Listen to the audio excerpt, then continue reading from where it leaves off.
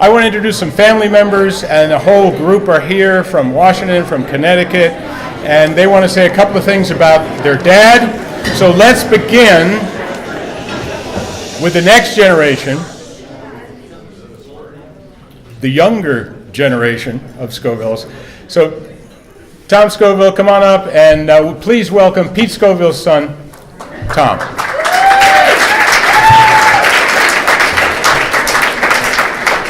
Anybody who knew Daddy knew that he traveled with two canes for the last 20 years. So both Tony and I have one, Molly, not yet. I just want to thank everybody who's been concerned with this right from the very beginning, from Chad Dobson, who told me this evening that they actually told my father, who was dying of cancer, that they were going to do this, which I think is wonderful, because most memorials are set up after you die. You don't know what's happened. But I wanted to read something that I found, and will not take long, but it's a letter that my father wrote when he was about 30 years old on the 3rd of August, 1946, and I'll just read two paragraphs. As he was watching the second Bikini test, which was the 5th A-bomb to go off, and I have to take off my glasses. For this test, dark glasses were not necessary, and we were only about 8 miles away, so that we were able to get a much better view. The minutes before the burst were ticked off on the loudspeaker, and then finally the seconds. However, the tension was not as great as during the first test, when bombs away was announced, and we all had to wait a long minute for the bomb to go off.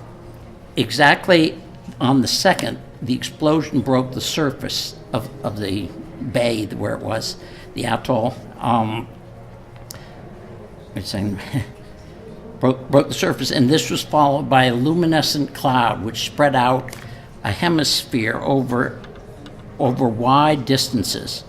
This suddenly evaporated into a rising donut which left visible a rapidly rising column of water of unbelievable size.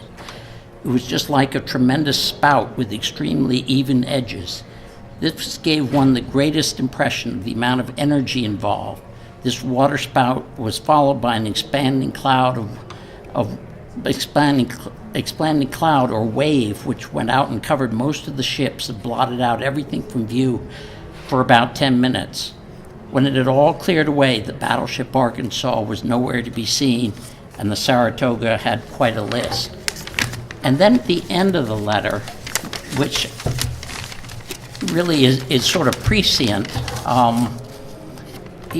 he said, "I sure hope that as a result of these two tests, everyone will be convinced of what this bomb means. It really means terror.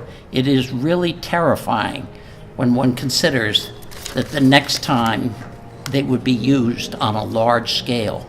They are certainly unbelievably beautiful to watch from a distance, but I wouldn't want to be there." So that's a voice from the past.